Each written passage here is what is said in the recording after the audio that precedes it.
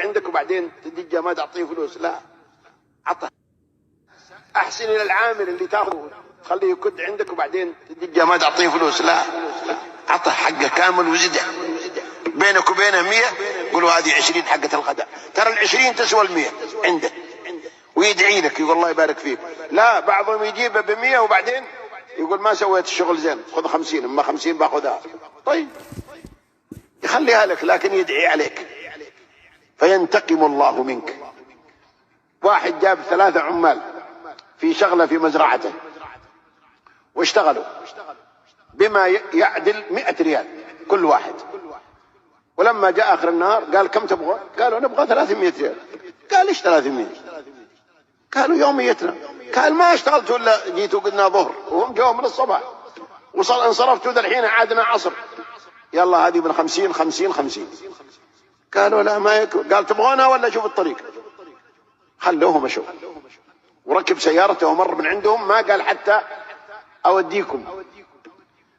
واحد منهم قال بيديه كذا، يخبرني هو نفسه يقول والله اني شفت يديه من المرايه وهو رافع يديه انه ضرب في قلبي مثل السهم من يوم رفع يديه. وفي الملف الاول يحصل له حادث ويصاب بشلل رباعي علشان 100 ريال. دعوة مظلوم. اعطي العامل اجره قبل ان يجف عرقه. مسكين هذا العامل، ايش عنده؟ هو ليش ترك بلاده وتغرب واهله الا علشان يجمع منه ريال حلال يرسلهم لهم؟ وانت عندك مزرعه ولا عندك بيت ولا عندك وظيفه ولا عندك عماره ومبسوط وتاكل حقه.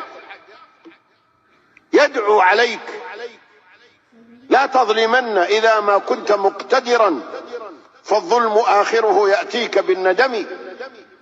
تنام عينك والمظلوم منتبه يدعو عليك وعين الله لم تنم.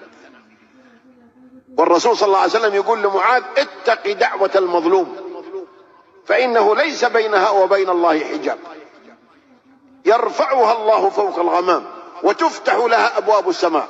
ويقول الله للمظلوم اللي ما عرف من يدعو إلا ربي، يقول ربي وعزتي وجلالي لأنصرنك ولو بعد حين.